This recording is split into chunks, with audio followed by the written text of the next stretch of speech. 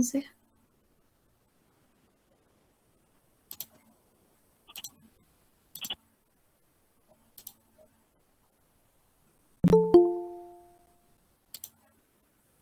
¿Pueden ver bien ahí? ¿Sí? Súper, súper, súper. Bueno, partimos entonces. Hoy día hablaremos de lo que son las señales de alerta, principalmente en las temáticas que están relacionadas con maltrato y abuso sexual hacia la niñez y adolescencia autista. Ya nos vamos a tratar de enfocar mucho más en lo que tiene que ver la niñez y la adolescencia en base al espectro, pero también entendiendo que maltrato abarca todo lo que es o todo lo que significa, digamos, estas situaciones de violencia. Quise hoy día tocar un poquito también pensando en las situaciones de acoso escolar, abuso escolar, maltrato físico, psicológico, en las instancias tanto intrafamiliar como extrafamiliar, y también, digamos, hablar mucho más, de forma más específica acerca de lo que es el abuso sexual, cuáles son los indicadores como que probablemente nos pueden dar indicios o señales de un posible o una posible vulneración, ¿sí? Bueno, para comenzar ahí, ¿sí? Sí, se escucha cortado. ¿Se escucha cortado? ¿No? ¿No tiene? Ah, ok. Ya. Me avisan cualquier cosa para cambiar, si no, la señal. Bueno, en cuanto a la presentación, mi nombre, como bien les dijo Javiera, es Mariel González. Creo que lo más importante de esta presentación es contarles un poco también que soy mamá de Martín, de 17 años, Matilda, de 9 y Lautaro, de 2 años. Los tres son, mis hijos, los tres son autistas. Así que este es un tema que también desde lo profundo lo puedo como vivenciar muy de cerca. Y además me especialicé en lo que tiene que ver con abuso sexual y maltrato en niñez y adolescencia, con una especialización específica en psicodiagnóstico. Eso quiere decir como en la identificación de situaciones, ¿no?, que pudiesen estar relacionados con un posible abuso o maltrato. Con psicoterapia preventiva, trabajo mucho desde lo que es la terapia con los padres y madres o cuidadores para prevenir situaciones de abuso, y poder trabajar también lo que está relacionado con educación sexual integral y reparación terapéutica. Esto principalmente trabajamos cuando se han confirmado situaciones de abuso o maltrato que ya están judicializados.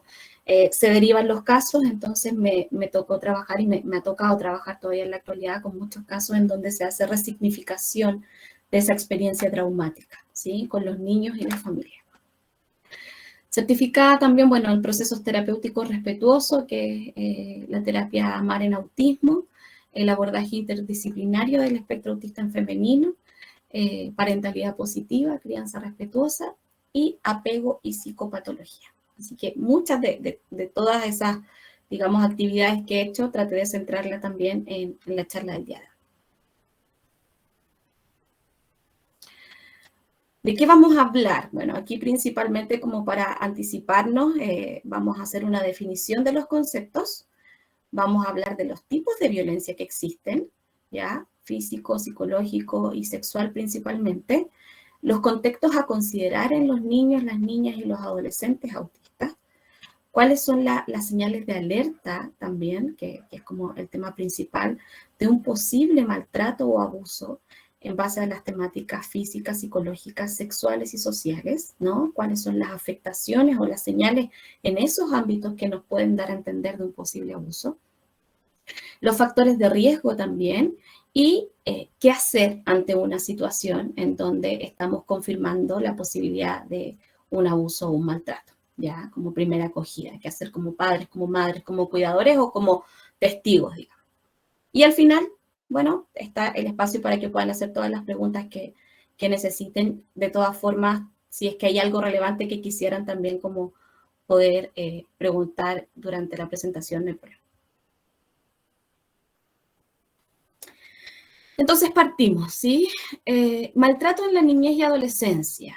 La definición principalmente está relacionada con cualquier acción, que quiere decir cosas que se hacen, ¿sí? U omisión, aquello que se deja de hacer, como ser testigo, no hacer nada al respecto, desde una relación de dependencia o abuso de poder que cause detrimento, esto quiere decir, digamos, una afectación moral en la integridad física, psicológica y social del niño o niña adolescente. Si de pronto ven esta frase así como abreviada, significa niño o niña adolescente, ¿sí? O que amenace su desarrollo físico, psicológico, sexual y social. La acción u omisión puede provenir del ámbito familiar o extrafamiliar, ¿ya? Todas estas situaciones pueden provenir de situaciones al interior de la familia o externas. Por lo tanto, si nos damos cuenta aquí, la palabra acción, lo que se hace, omisión, lo que se deja de hacer, y no accidental, o sea, que el maltrato y el abuso es evitable, estamos hablando entonces de que el maltrato en sí siempre es una situación que podemos evitar, ¿ya? Siendo nosotros los adultos los principales actores, ¿no? Claves en la protección de la niñez y la adolescencia, no solo como padres, no solo como cuidadores, como espectadores, ¿no? De pronto el ver en la micro a una niña que la están acosando o ver que hay un hombre muy cerca de un grupo de niños o una mujer, ¿no? Nosotros como adultos activos debemos dejar de estar en esta idea de la omisión y dejar que todo suceda y poder proteger y defender a la niñez de estas acciones.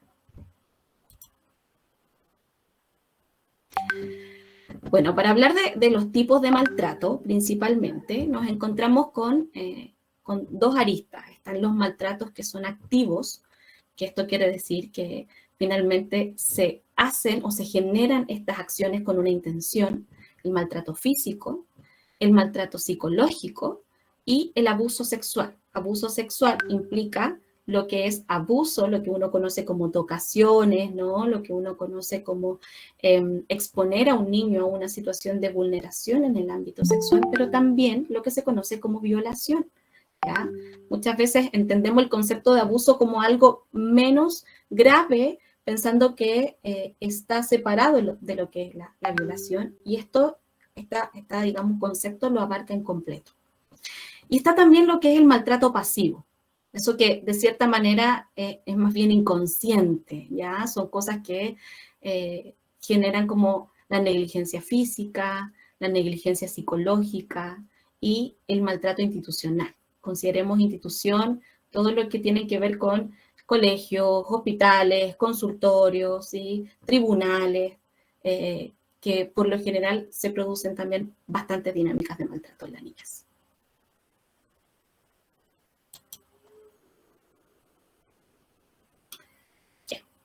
Ahora vamos a hablar de los tipos de maltrato, esos que aparecían ahí, los pasivos y los activos, y los quise definir uno por uno. Cuando hablamos de maltrato físico, nos referimos principalmente a toda acción en donde se use la fuerza, ¿ya?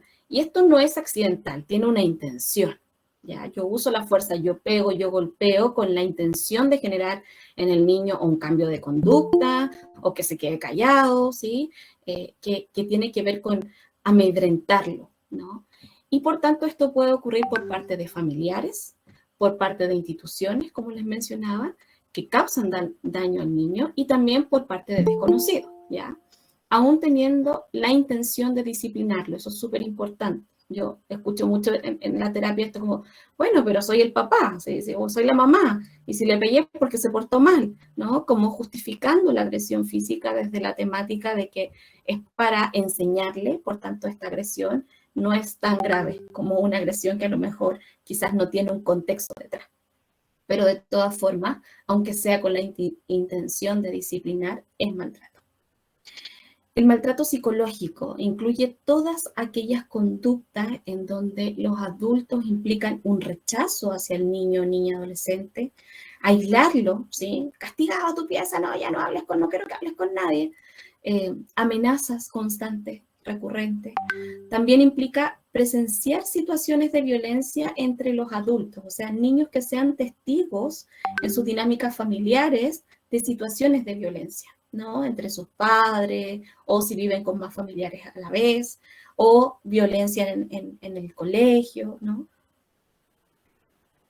Conductas que a su vez van generando desvalorización en el niño y menoscabo de manera constante, paulatina, sistemáticamente, en su autoestima, en su integridad, en su seguridad, en su confianza. Esto lo considero relevante. Estaba como viendo un poco de antecedentes actuales y nos encontramos con esta cifra que es la más actual que se hizo en el estudio en base a Chile. La UNICEF dijo en el año 2012, y miren la cifra, que cerca del 70% de los niños y niñas y adolescentes declara haber sido víctima de acciones violentas al interior de su familia, ya sean físicas, sexuales o psicológicas. ¿Sí? Posteriormente, en el año 2013, el Ministerio del Interior hace un nuevo estudio y nos encontramos que la cifra aumenta al 75%. Esto en el año 2013. Yo no me imagino las cifras después de la pandemia. Ya, si estábamos en ese entonces en un 75%, o sea, esto debe estar absolutamente disparado. Entonces, no hemos alarmado mucho por las situaciones de los colegios y efectivamente tiene mucho que ver también las dinámicas de violencia que los niños están viviendo. Por otro lado, cuando se les pregunta a los padres en el año 2017, disculpen, en la encuesta longitudinal de la primera infancia, tanto padres como madres aseguran que sí usan métodos de disciplina violentos en la crianza de sus hijos o hijas.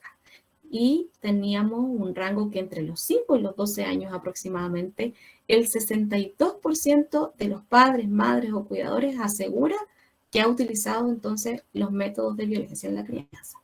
¿Sí? O sea, de 10 niños, probablemente 6 viven violencia al interior de sus hogares según esta cifra, asegurado por sus padres. Según la cifra de los niños, ya estaríamos en 7 niños de 10, ¿no? En el año 2013. Yo creo que hoy día en la actualidad podríamos estar hasta en un 90%. Y por otro lado, que también esto es muy relevante, sobre todo en nuestros hijos y nuestras hijas que viven a menudo también situaciones de acoso, de abuso escolar, nos encontramos con la encuesta nacional de violencia en el ámbito escolar, en donde se asegura que en el año 2014, ¿sí?, un 20% de los estudiantes reportó haber sido agredido físicamente, o sea, no solo con el acoso de la violencia psicológica. Esto es específicamente con agresión física en el interior de sus establecimientos. Fue en el 2014, insisto, actualizando la fecha y las cifras, probablemente eso hoy día en la actualidad es bastante mayor. A mí, yo creo que del 100% de los niños que atiendo, niñas y adolescentes del espectro, el 90% debe vivir situaciones de maltrato al interior de sus establecimientos, ¿sí? Por acción, niños que lo hacen y omisión, niños que no dicen, no comentan, se quedan en silencio, observan la dinámica, y también por acción y omisión de docentes, ¿sí? Que es más grave.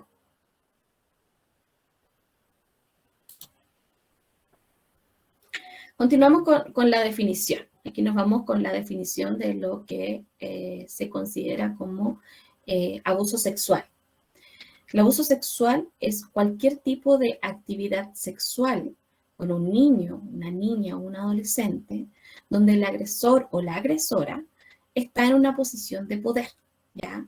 Poder significa mayor conocimiento, mayor edad, mayor estatura, mayor peso, ¿sí? Hay una relación asincrónica. Cuando a veces uno dice, bueno, pero el niño, las cifras dadas se refiere a niños y niñas en general o del espectro, se refiere a niños y niñas en general. Sí. Ok. Bueno, la relación asincrónica es cuando uno observa entonces las dinámicas de abuso, principalmente cuando hay una persona que mantiene un poder, ¿no? No solo un poder jerárquico, sino que un poder físico, un poder de mayor conocimiento. Entonces el niño, la niña y el adolescente se ve involucrado en actos sexuales que no es capaz de poder comprender y que en muchas ocasiones tampoco puede detener, ¿sí? Entonces se va cronificando con el tiempo. Ahí respondiendo un poco a lo que mencionaba Felipe acerca de las cifras, quise poner las cifras de niños y niñas en general, porque no tenemos estudios en autismo, ¿sí? Y los estudios que hay es en discapacidad. Entonces, nuevamente como que aparece esta visión del autismo tan psicopatologizante, ¿sí? Tenemos una interrupción ahí. Continuamos.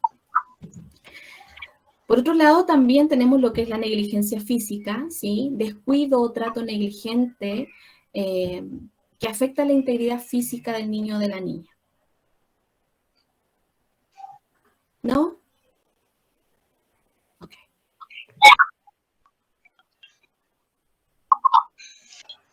Súper. Entonces, ¿qué afecta la integridad física del niño, de la niña, del adolescente? Eh, Cuando no se cumple también con las necesidades físicas básicas de alimentación, vestuario, higiene, protección, vigilancia, ¿sí?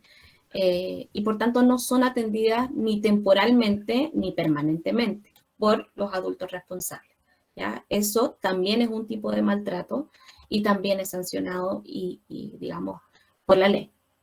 Y tenemos lo que es la negligencia psicológica. Son situaciones en que el niño no recibe el afecto, ¿ya? No recibe la contención, no es estimulado, ¿sí? No hay apoyo, no hay protección para su desarrollo psicofisiológico, y esto incluye incluso la falta de apoyo para interrumpir problemas serios de comportamiento. O sea, si lo veo que tiene alguna dificultad, no lo llevo al médico, no voy al psicólogo, si sospecho de ciertas situaciones extrañas en su conducta, no, que es mañoso, ¿sí? Eso también es negligencia psicológica. Pero aquí también hay algo importante.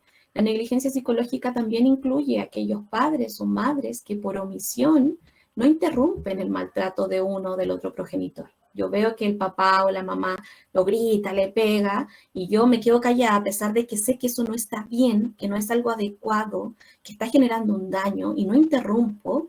Estoy también como padre o como madre o como cuidadora generando una negligencia psicológica, ¿sí?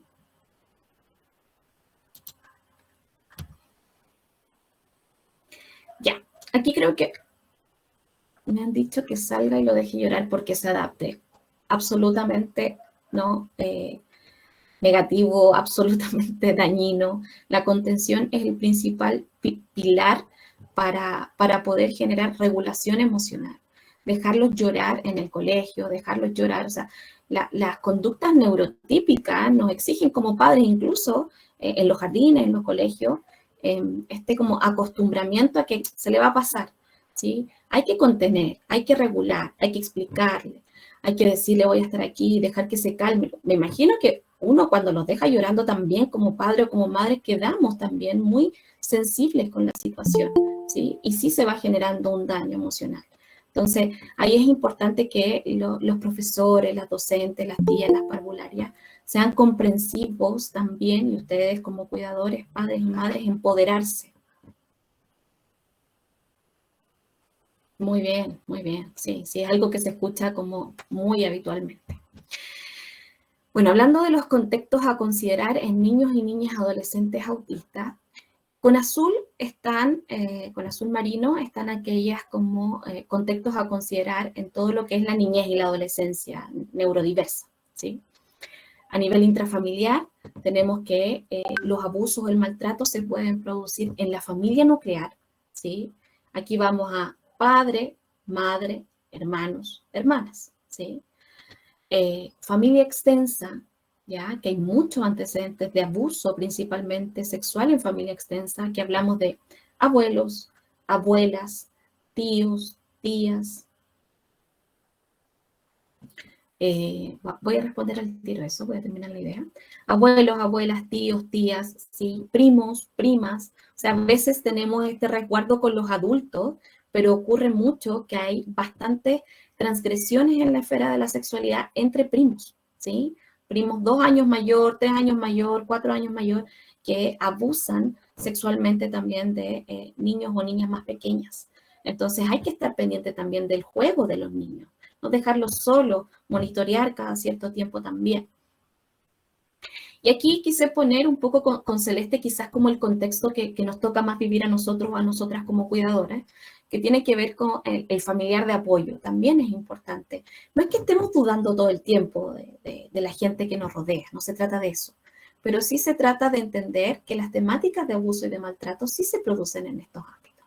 El familiar de apoyo es alguien o esa persona que por lo general está más con nosotros, que nos ayuda a cuidar a los otros niños cuando hay que ir a las terapias, que nos ayuda, no sé, en baños, en ir a dejarlos al colegio. Ese familiar de apoyo puede ser un familiar que es cercano, que está dentro del núcleo familiar extenso, y también puede ser un familiar lejano. Entonces, de cierta manera, es importante también tener en consideración que los maltratos, el abuso, ocurren en todas estas temáticas, principalmente a nivel intrafamiliar, ¿ya? Se da harto en que el familiar de apoyo se siente con el derecho, sí, el familiar de apoyo se siente con el derecho de, me pasa que a veces hay muchas abuelitas y abuelitos como que castigan, pegan, ¿no? A los niños cuando no están los papás, porque además yo los cuido, entonces tienen una dinámica mucho más maltratante. Entonces, ahí hay que también como tener en consideración si mi hijo está presentando ciertas conductas, hablar con este familiar de apoyo. ¿Qué está pasando? Me dijo que le habías pegado, me dijo que lo habías gritado, considerando que son temáticas que suceden. Voy a interrumpir quizás y a responder un poco lo que dice Camila. Dice, a mí la fono, me imagino, me decía que lo dejara llorando cuando le dan crisis, pero yo no lo hago, yo lo contengo siempre. Sí, Camila, contención todo el tiempo, ¿sí? Hay muchos profesionales desactualizados y creo que es importante que ustedes que saben como madres y padres ya y que han estudiado incluso mucho estas temáticas, que la contención es fundamental. Si yo decido, dice Paola, no medicar a mi hijo para controlar su impulsividad o hiperactividad, ¿cuenta como negligencia psicológica? No, no necesariamente. Pasa mucho que a veces los papás acceden a otro tipo de terapias, a otro tipo de intervenciones. Esto no cuenta como negligencia, no es una obligación. Lo importante es estar muy pendiente de sus autolesiones, ¿sí? De que no se vaya a inferir autolesiones por su nivel de impulsividad o hiperactividad, pero no cuenta como negligencia psicológica. Yo dudo, dice Natalia, todo el tiempo y es terrible tratar de soltar, encontrar el término medio. Sí, es muy difícil en este mundo y con estos parámetros de abuso y violencia. Es muy difícil, pero lo importante también, y ahí vamos a llegar al punto final, es educar, ¿no? Ahí vamos a poder soltar. Cuando los niños también sean educados en educación sexual, van a poder también ellos tener las herramientas para prevenir. Camila dice, soy TENS en educación parvularia y siempre contengo a mis niños. Súper, una profesional ahí súper comprometida, genial. Continuamos. Dentro del contexto extrafamiliar nos podemos encontrar también con maltratos o abusos a los niños, niñas y adolescentes por las instituciones, por desconocidos. Estos desconocidos incluyen personas que a lo mejor nunca hemos visto, o familiar o amigos de alguien que nosotros conocemos, pero esa persona en particular pasa a ser un desconocido. O conocidos, vecinos, vecinas, el amigo de la mamá, el amigo del papá, ¿sí? Y nosotros nos encontramos mucho con esto también. Este contexto es importante considerar. Los terapeutas y los profesionales de salud, nosotros estamos constantemente con nuestros hijos trabajando en terapia y con profesionales y confiamos absolutamente, ¿sí? Los dejamos y el terapeuta entra con ellos. Pero de todo mi tiempo, que yo ya llevo como 8 o 9 años trabajando en psicoterapia, las familias de los niños y niñas jamás me han pedido alguna referencia. Jamás me han preguntado acerca de, no sé, pues si estoy habilitada o no habilitada, o mi RUT, para poder ver si efectivamente puedo trabajar o no con niños o niñas. Entonces aquí yo los invito a todas y a todos a que al tener este contacto constante con terceros, pidan referencias, ¿sí? Lo más extensas posible. Comprueben todas las referencias. Ahí yo les dejé el link que después les van a compartir la presentación. Pueden ahí con el root de la persona, el nombre completo de la persona, averiguar, ¿sí? Si esta persona, los tíos del furgón, las tías del furgón, los profesores, profesoras, terapeutas, estamos dentro, digamos, y podemos trabajar con niños o estamos inhabilitados. Eso quiere decir que puede haber un juicio por alguna situación de maltrato o de abuso. ¿ya? Entonces, como que busquen información. Ahí dicen algo, la Daniela. Me di cuenta que mi hijo tenía secretos con la tía del furgón. Se comenzó a desregular muy seguido, irritable, mal. Nunca supe qué pasó realmente, solamente lo cambiaron de furgón y todo pasó. Eso me confirmó que mi instinto estaba en lo correcto. Sí, probablemente algo estaba sucediendo ahí, ¿sí? No podemos asegurarlo, pero de todas formas, yo siempre le digo a las mamás el guatómetro. Cuando eso está ahí, no falla. Es como cuando sentimos que, no, parece que algo tiene, ¿no? Cuando estamos buscando el diagnóstico por autismo. Nosotras sabemos y nosotros que algo pasa, ¿sí? Y eso finalmente es algo que tenemos que siempre considerar. Lo vamos a abordar acerca de los secretos y qué hacer, cuáles son las señales.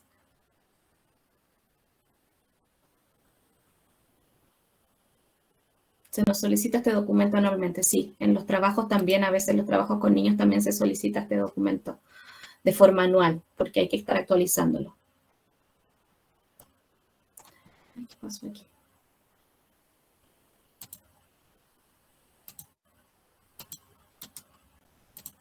Más, me paró la presentación. Espérenme, voy a volver a compartir.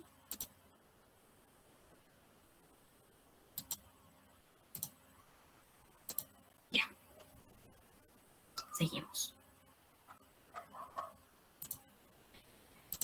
¿Qué más dicen acá? Cada 6 meses. Eso es complejo porque no tenía cómo confirmar o acusar de algo. Sí, Daniela, después podemos conversarlo incluso. Todavía estás a tiempo. A nosotros en nuestro colegio se nos solicita ese documento y inhabilidades y maltrato relevante cada 6 meses. Así es. ¿Sí? Un documento que se puede solicitar y que cada persona lo puede sacar online. Tienen que poner sus datos y el dato de la persona que quieren averiguar.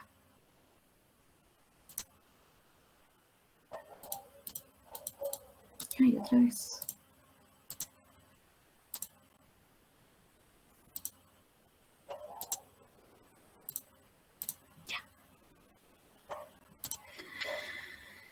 Principales factores de riesgo en el espectro autista. Y aquí estamos con cosas que probablemente no se dan tanto como en lo neurotípico y que por lo tanto a nosotros nos pone en una situación, ¿no? De mayor complejidad para poder visualizar estas señales. En nuestros casos, ¿no? Tenemos niños, niñas y adolescentes autistas no orales o con baja calidad comunicativa, ¿sí? Entonces ahí es como, ¿cómo accedemos a una develación? Bajo ese contexto, creo que es muy importante poder trabajar la comunicación, ¿no? Aumentativa. Es muy importante estar pendiente de las señales y los signos físicos, ¿ya? Es muy importante también considerar las señales psicológicas. A veces creemos que, no, es que esto es parte del autismo, esto lo hace porque es el autismo, esto. Como decía ahí Daniela, lo noté desregulado. Entonces, hay señales que de pronto efectivamente no tienen que ver solo con el autismo, ¿sí? Hay señales que están más allá. Recuerden que el autismo es la base, pero la ansiedad, la desregulación emocional, no sensorial, los signos de depresión, ¿sí? No son parte del autismo. Se desencadenan, ¿no? Productos de situaciones de sobreadaptación, de exigencia. Entonces, hay que considerar esto. Desde aquí se hace complejo también esto de los niños, niñas, adolescentes no orales o con baja calidad comunicativa, principalmente en los tribunales, ya en la fiscalía, porque a la hora de tener que hablar o ser no sé, entrevistados por el fiscal o la perito experta, no tienen relato. Entonces ahí yo creo que lo único que le he dicho a los padres y a las madres como que no hay que focalizarse en la sanción legal hacia la persona maltratante o abusadora. Hay que focalizarse en la terapia. Hay que focalizarse en que el niño pueda sanar esta experiencia traumática. Lo otro se va viendo, pero si nos focalizamos como en esto de la sanción, olvidamos también que lo terapéutico y que la protección y la integridad psicológica es lo más importante. Tenemos otro factor que las diferentes formas de socialización, ¿no? Porque existe este miedo, principalmente en los adolescentes y en los niños, niñas de, digamos, como segunda desde los 7 años en adelante, miedo a perder la amistad. Entonces, ¿qué pasa ahí? Que existe esta necesidad de estar en contacto con personas. Pasa mucho que ellos tienen muchas relaciones sociales a través de las redes sociales. Y esto de sentirse aceptados o de sentirse parte de un grupo implica que si me piden una foto la voy a compartir, implica que si me hablan de situaciones de connotación sexual lo voy a hablar, y que si digo no, me dice, ya, pero entonces no vamos a ser más amigos. Entonces, esa sensación de perder esta amistad nos puede o los puede hacer caer, ¿no? En complacer con acciones que finalmente están dentro de lo que son las transgresiones sexuales. Entonces, ¿cómo lo podemos trabajar? Es difícil por la edad. Yo creo que en los más pequeños tiene que haber un control permanente, ¿sí? Permanente. No podemos dejar a los niños solo en su pieza, encerrados con llave, con acceso a Internet. Nos cuesta un poco eso, pero creo que es importante considerarlo. Hay muchas situaciones de grooming, que es cuando finalmente los niños son acosados por el Internet, que sigan compartiendo fotos, que manden videos, que ya saben su dirección, que saben todos de ellos, que si no los van a acusar a los papás. Entonces, ahí se va generando mucha afectación y se produce esta transgresión en la esfera de la sexualidad. Entonces, en el caso de los adolescentes sí tenemos que respetar más su espacio en relación al acceso al Internet y a las redes sociales, pero de todas maneras, en los pequeños, si no tienen este acceso de poder proteger, usen lo que son, a mí me sirven mucho estas aplicaciones parentales, ¿no? De cuidado parental, con hora, tienen tiempo, pueden restringir ciertas aplicaciones también, y ahí uno se va midiendo y va midiendo también el contenido al que están accediendo. Conversar. Bueno, oye, el Roblox, me imagino que han escuchado el Roblox. ¿Cuántos de ustedes se han metido a jugar al Roblox? Creo que no lo hacemos. La otra vez mi hija estaba jugando al Brookhaven, que es del Roblox. Me dice, mamá, ¿qué pasa? Un hombre está haciendo, parece que algo de grandes. Y efectivamente era una imitación textual, ¿no? De una conducta de sexo oral. Entonces, eso hay en Roblox. Y ahí es como, no, hay que denunciar.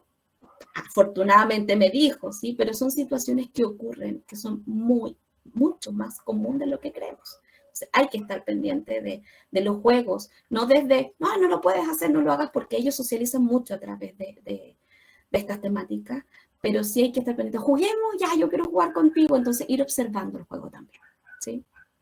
Esas son las formas que tenemos de ayudarnos. La diferente adquisición de habilidades en la autonomía personal, ¿no? Que a veces tienen, no sé, sus rituales, que andamos apurados, que tenemos que... Entonces, como que los vestimos, los bañamos y se va generando esta falta de autonomía que en muchas ocasiones podemos pedir ayuda. Así como, oh, no, ¿lo puedes bañar? No, yo lo baño, no, yo te lo baño, no, yo te lo visto. No, ese contacto tan íntimo tiene que ser solo de la madre o del padre, con el niño o la niña. Entonces, ser muy cuidadosos también y trabajar la autonomía con ellos.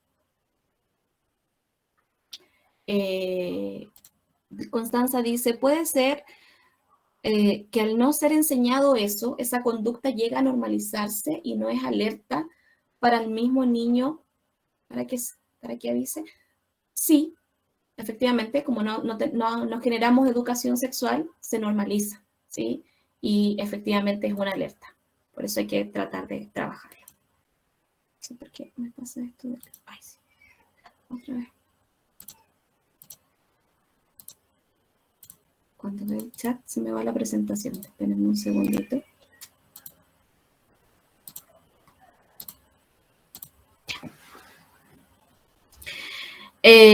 Confusión en sintomatología, lo que le hablaba recién, que esté más irritable, la impulsividad, la desmotivación, las agresiones o las autoagresiones, la inhibición. Creemos que, no, esto es parte del autismo, pero o lo confundimos con las crisis sensoriales o las desregulaciones emocionales recurrentes.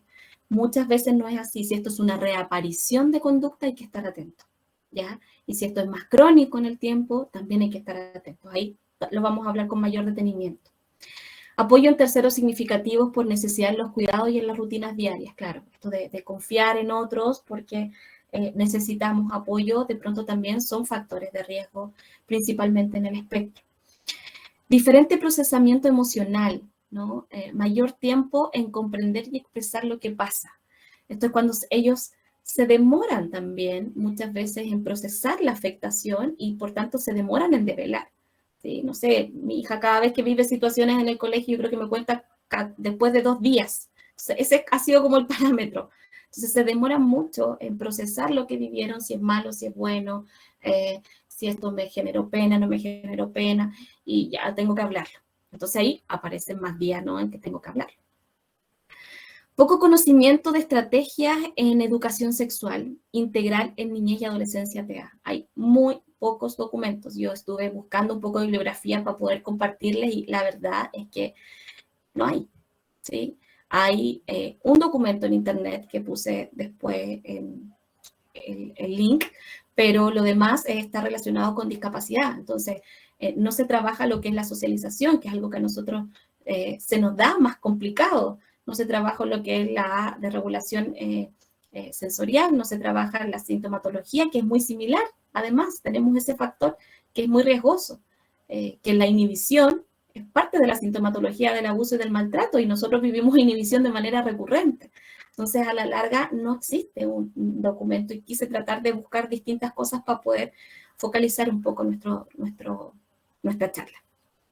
Y adultos, adultas, cuidadores, agotados también, enfocados en procesos terapéuticos escolares, como que nos focalizamos tanto en que no, tiene que irle bien el colegio, no tenemos que ir con la terapeuta, tenemos que ir con la psicóloga, que nos olvidamos también de algo tan importante que es la educación sexual en casa, ¿sí? Estamos pendientes de que tiene que hablar, entonces estamos tratando de enseñarle a hablar, tiene que leer, no, que tiene que concentrarse más, tiene que hacer la terapia sensorial, pero se nos olvida que hay algo tan significativo como educarlo sexualmente y lo podemos hacer en casa con muchos materiales que existen, ¿ya?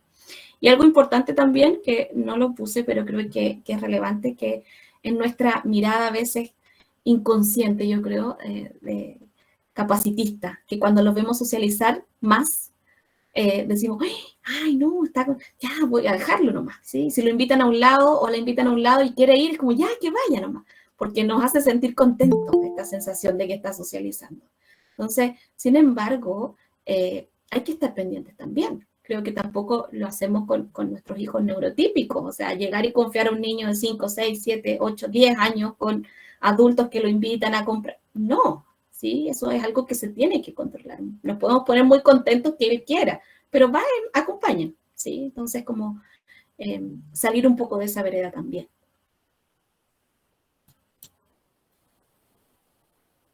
Sí, voy a darles ahí un poco de material acerca de cómo hacerlo con la prevención y trabajar la sexualización. Bueno, acá tenemos principales factores de riesgo, esto en neurodiversidad, esto en todos los niños, niñas y adolescentes, ¿ya? Riesgo bajo tenemos en caso de maltrato o abuso, que si es un evento único, que si fue solo una vez, que si el agresor o la agresora no es cercano al niño y a la niña, también tenemos que es menor riesgo, ¿no? Porque puede ser que la conducta no se vaya a volver a producir, que el adulto protector esté presente, credibilidad en el relato, creer al tiro en la develación del niño o de la niña. Eso también va a generar un riesgo bajo de afectación. Cuando hay lesiones leves, ¿sí? En maltrato, principalmente en los colegios. Cuando el agresor no tiene acceso directo al niño y a la niña, también es menor el riesgo. Y no implica la no ocurrencia del evento, ¿sí? Sugerir medidas de autocuidado aquí, implementar estrategias de contención siempre con los niños, realizar derivaciones a las redes de atención, decidir en torno a la denuncia, también lo vamos a hablar al final, y apoyar al adulto responsable. Esto es muy importante. Si les toca un caso familiar, cercano, de amigo, de amiga, apoyen. Riesgo medio tenemos aquí cuando el agresor ya es más cercano y más conocido del niño o de la niña, porque eso va a implicar mayor afectación emocional porque puede ser que lo tenga que ver en ocasiones, ¿sí? Cuando no hay credibilidad en el relato, cuando las lesiones son más crónicas, cuando existen conflictos al interior de la familia y ya estamos en un riesgo medio, cuando hay antecedentes de violencia intrafamiliar también, y cuando se presenta o existe mayor sintomatología, ¿ya? Y tenemos el riesgo alto, que finalmente las estrategias son similares. El riesgo alto es cuando el agresor vive o tiene acceso directo con el niño y la niña. Ese es un riesgo alto y un riesgo alto de daño también, porque probablemente la vulneración es más crónica. Cuando tiene antecedentes delictuales el agresor, cuando el adulto responsable no es protector, no está, cuando hay ausencia de credibilidad al relato, ¿estás seguro que te pasó? No, no creo, ya, no digas eso porque te van a creer eso, ¿sí? Entonces ahí ya estamos bajo un contexto de riesgo bastante alto.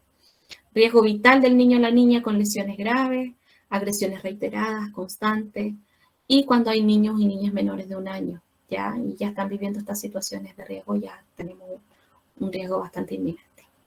Realizar denuncias, solicitar medidas cautelares, que es lo que se puede hacer, ¿no? Para alejar a los agresores, derivaciones a red de protección, apoyar medidas para evitar, y también medidas que son independientes a la voluntad de lo que quiere el niño o la niña.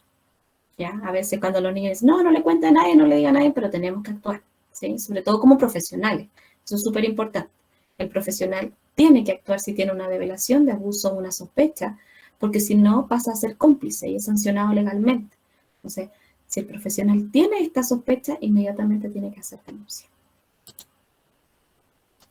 Aquí nos vamos con las señales de alerta, que es nuestro tema principal, ¿ya?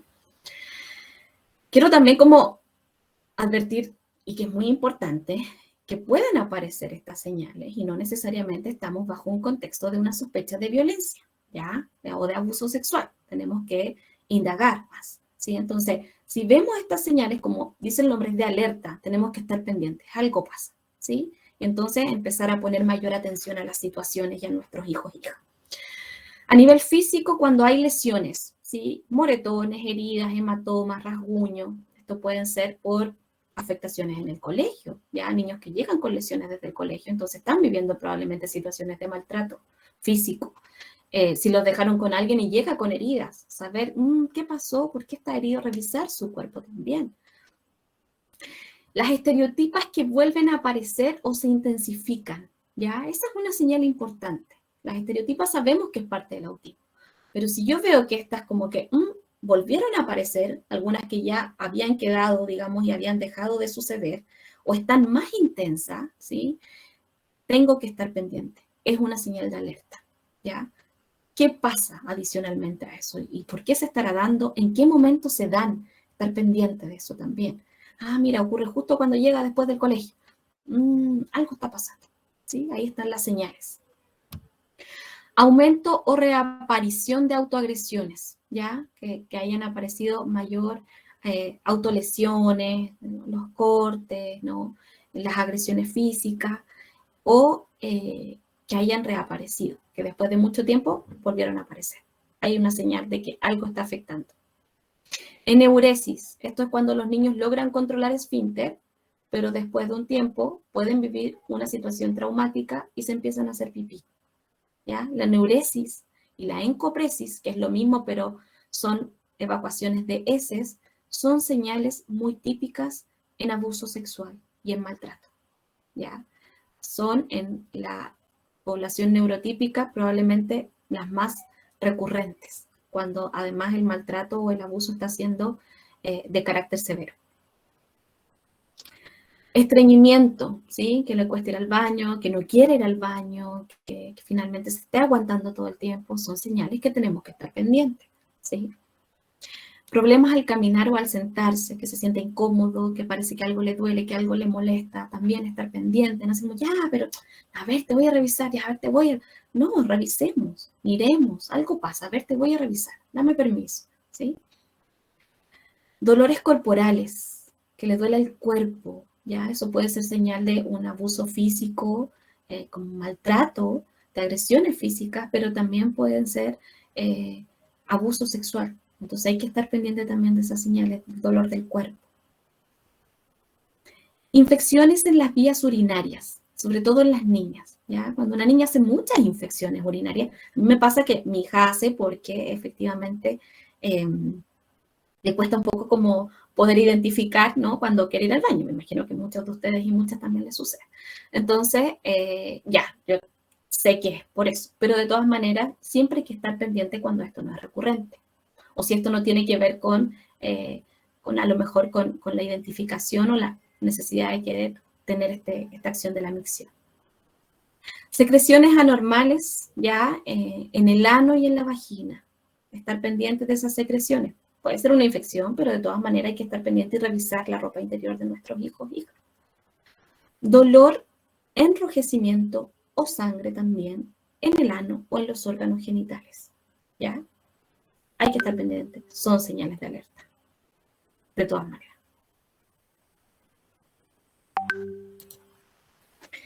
Aquí tenemos un poco más, ¿ya? Las señales de alerta a nivel psicológicas.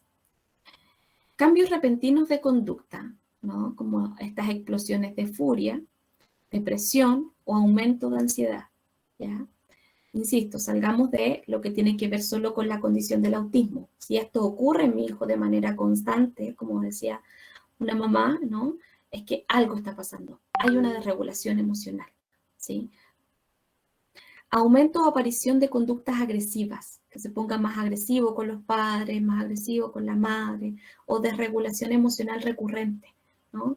¿Qué pasa? ¿Por qué estás así? Claro, uno puede decir, bueno, a lo mejor tiene que ver con el colegio, o con un exceso, digamos, de afectaciones a nivel sensorial, pero de todas maneras tenemos que observar cuándo ocurren estas desregulaciones.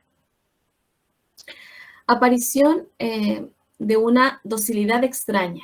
Estos niños que no se quieren ir a bañar nunca, y de pronto digo, a bañarse. Bueno, mamá, y se va a bañar.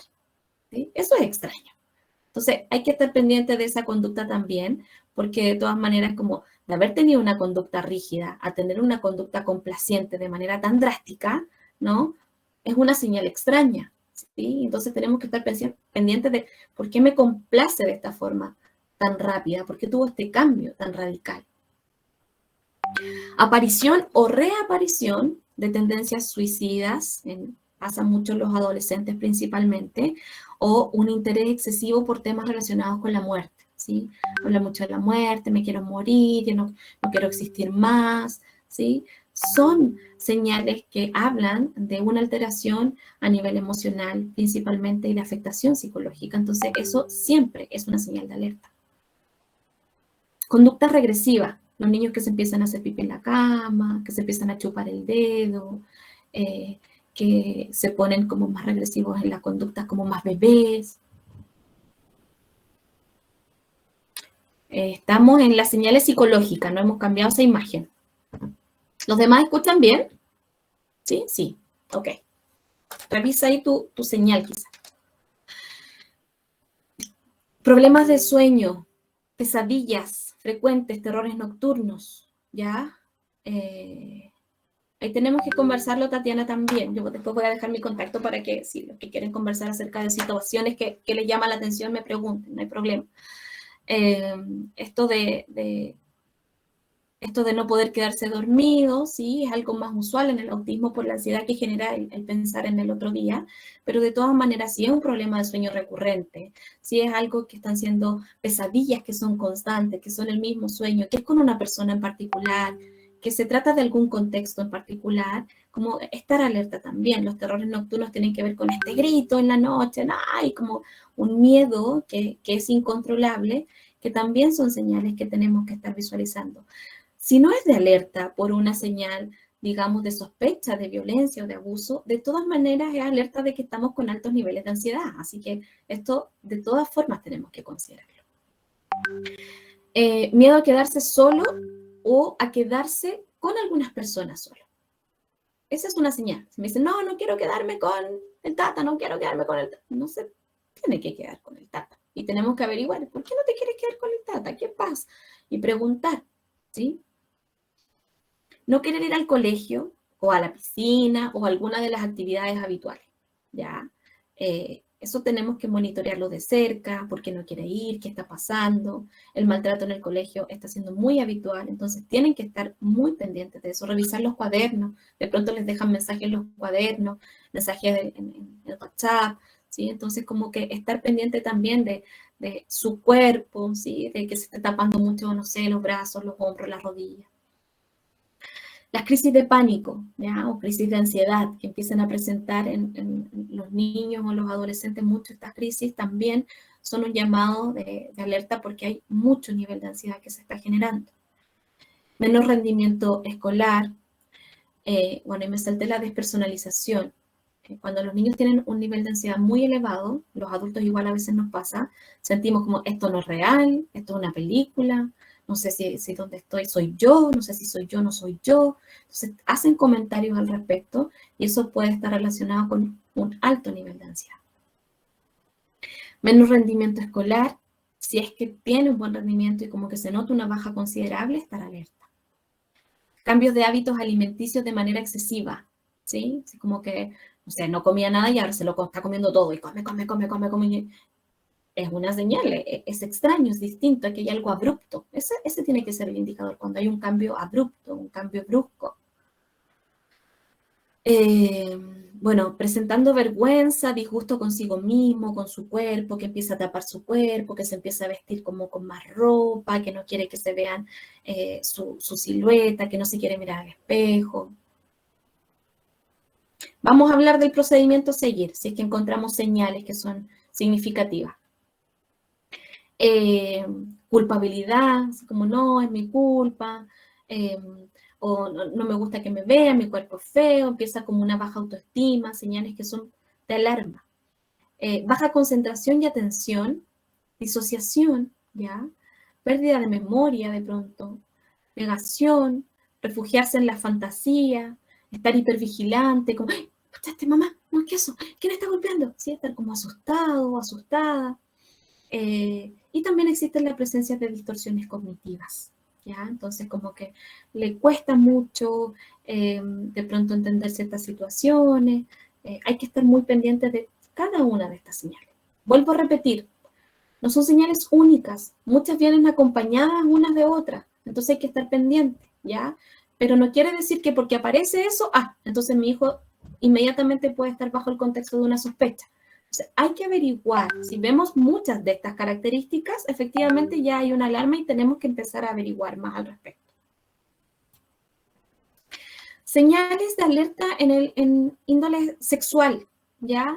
Extrañas actitudes ligadas a la masturbación compulsiva o tocamiento inusual en los genitales. A ver, desde a la edad de 4 o 5 años, ¿no? Se espera que los niños exploren su cuerpo y por lo tanto pueden existir las masturbaciones, no se alarmen, ¿ya? Es algo normal del ciclo vital. El tema está en que cuando estas masturbaciones empiezan a ser de forma reiterada, se hace daño, ¿sí?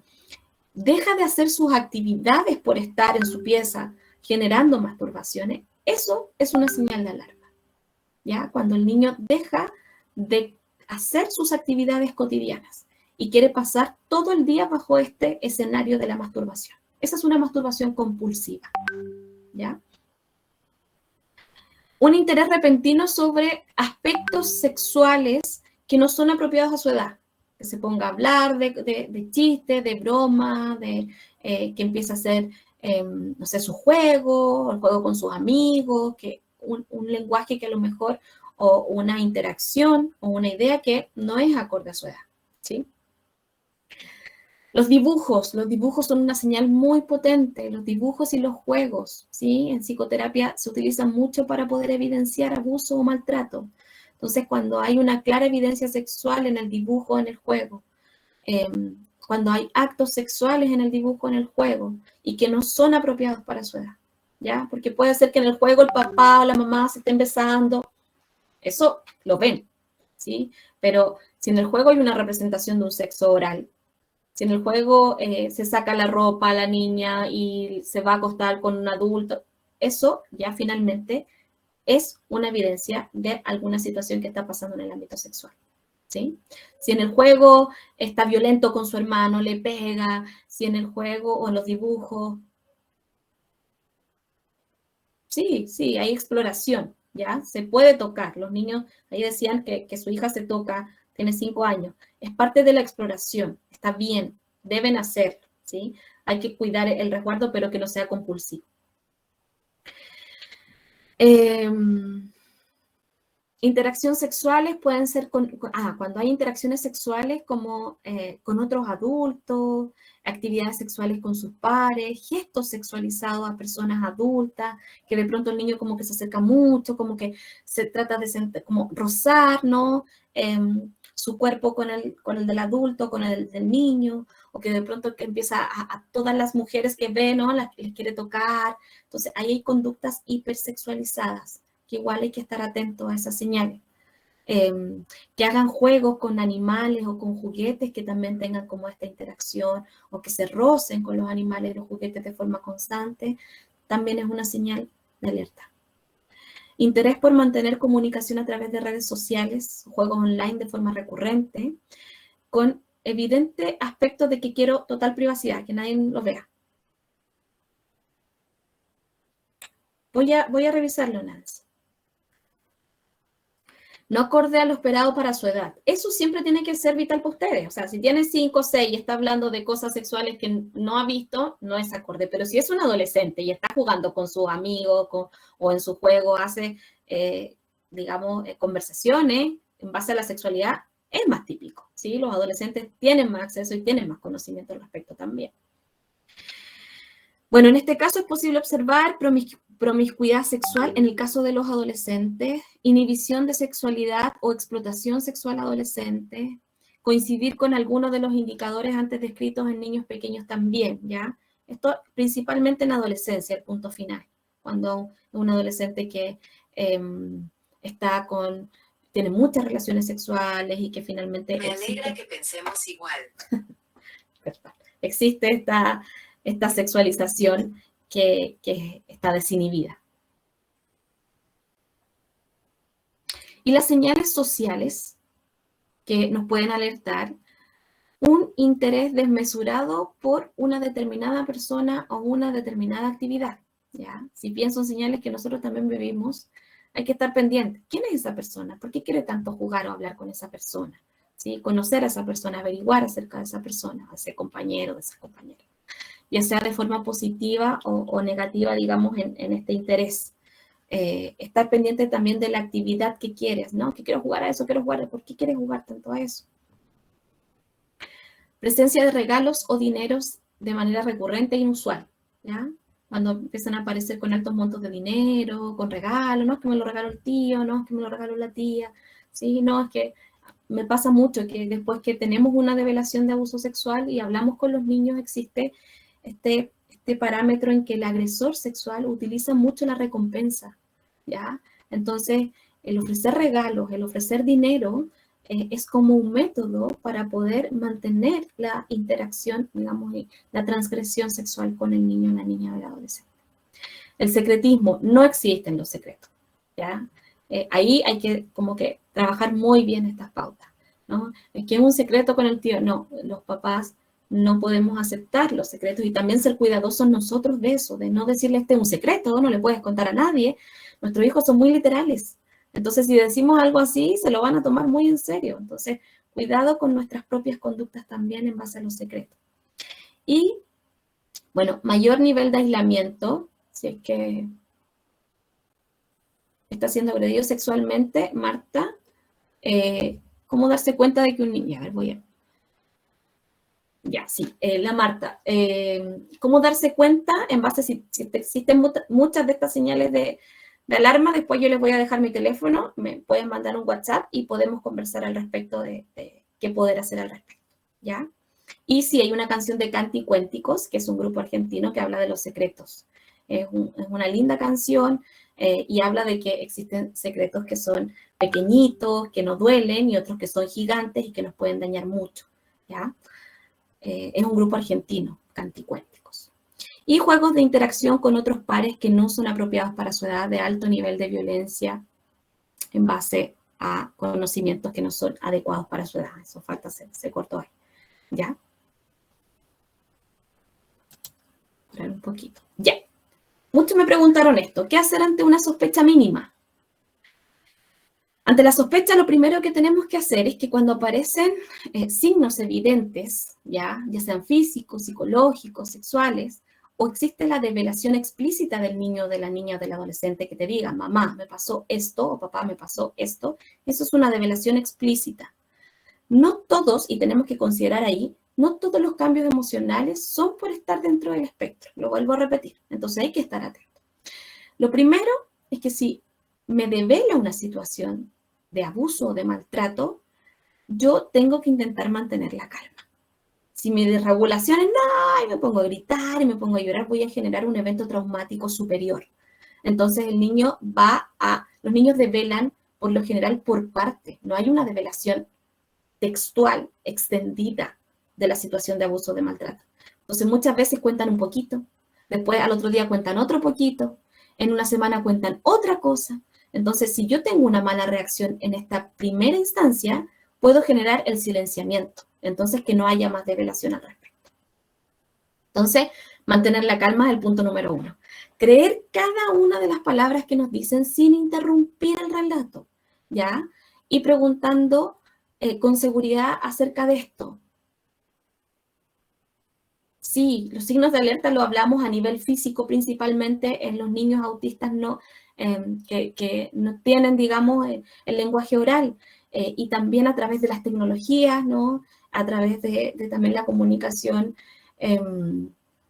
aumentativa. Hay que trabajar mucho ahí lo que son los pictogramas, las imágenes, mostrarle todo el tiempo desde la prevención, ¿sí? Tener pictogramas que sean específicos en temáticas de abuso y maltrato, ¿ya? Eso nos ayuda más en ese caso. Cuando yo digo creer cada una de las palabras, pasa mucho que mientras el niño está dando el relato o el adolescente, la pregunta es, ¿estás seguro que te pasó? Eso inmediatamente es una señal de que no te estoy creyendo. Entonces, insegurizamos el relato. Entonces, aquí, escuchar, porque de pronto también interrumpimos, pero hijo, ¿pero cuándo fue? ¿Pero en qué momento? Está contando algo tan develador que no podemos interrumpir, tenemos que dejar que hable, escuchar, contener. Si hay un silencio, ahí quizás preguntar, ¿ya? Pero con mucha cautela en nuestra forma. Asegurarle que va a estar lejos del agresor, eso es súper importante, ya esto no va a volver a pasar nunca más, no te preocupes, yo te voy a proteger, nadie más te va a hacer daño, vamos a hacer lo posible, ¿sí? Y no exponerlo a un enfrentamiento con este, no sé, ya, vamos a ir a hablar con el tío. ¿Cómo denunciar si no hay un relato? Sí, también lo mencioné, Paula, es muy difícil, ¿no?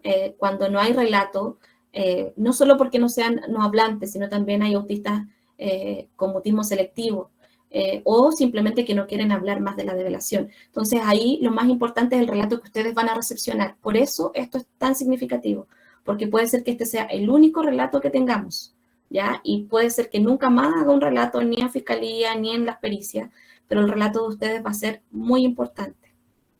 Sí, funciona como prueba el relato de los padres y también ahí la psicoterapia, ¿ya? La evaluación con peritos. Eso también se puede hacer sin un relato, ¿ya? Eso se puede observar en un juego, eso se puede observar en una conducta y el informe del perito es muy relevante también a la hora de hacer la denuncia. Bueno, no exponer al enfrentamiento con el agresor, es decir, ya vamos a ir a hablar con el tío para decirle por qué hizo esto. No, no se hace, no se expone más al agresor, se corta inmediatamente el contacto, ¿ya? Proteger al niño y a la niña alejándolo del lugar en caso de vivir o estar cerca del agresor. Ahí lo que se puede hacer son las medidas cautelares. Al poner denuncia, uno solicita medidas cautelares, entonces el agresor no puede estar a cierta distancia. Por lo tanto, si el agresor vive cerca, lo más probable es que él se tiene que ir, ¿no? Del lugar que pueda estar o generando esta cercanía con el niño, niña o adolescente. Denunciar, aquí las denuncias, ¿dónde son? Directamente se pueden denunciar en Carabineros, en policías de investigación, la BRISEX, ¿no? Que es la Brigada de Delitos Sexuales, digamos, ellos están capacitados para recibir también denuncias por abuso sexual. El Tribunal de Familia, directamente también, sin necesidad de haber ido a Carabineros o a Fiscalía, a Policía de Investigación, pueden asistir directamente al Tribunal de Familia o Fiscalía, ¿ya? Y en caso de que hayan lesiones, eso es muy importante, inmediatamente hay que ir a constatarla. No pueden esperar o sacar una foto, no, inmediatamente tienen que ir a constatar las lesiones, eso va a ser muy significativo. Perdón, ¿puedo interrumpirla? Elena, sí, te escucho bajito. Sí. La estaba escuchando todo lo que usted dice, Sí. y eso es de las últimas leyes se modificó porque me tocó vivir lamentablemente lo que usted está contando, y la realidad es abismalmente distinta a lo que usted está sugiriendo de los pasos a seguir. Claro, la realidad, sí. A mi hija la llevaron a tratar de relatar, fue al servicio médico legal. Fui a Carabineros y de ahí me mandaron a juzgado de familia, de ahí a la OPD, o sea, fue todo una vuelta un día, gigante. O sea, pero todo lo demás, gracias a Dios, por mi intuición de, como dijo usted, del guatómetro, lo hice y gracias a Dios mi hija está bien en este minuto.